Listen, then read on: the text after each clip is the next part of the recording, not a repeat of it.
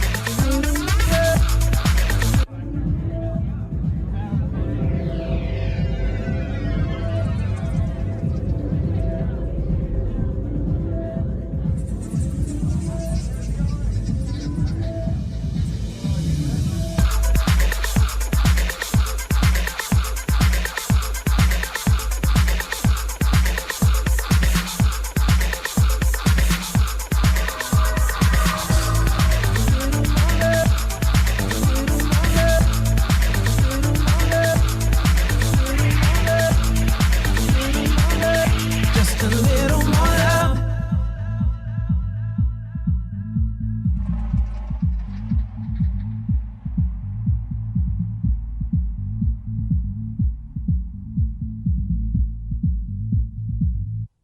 Just a little more love.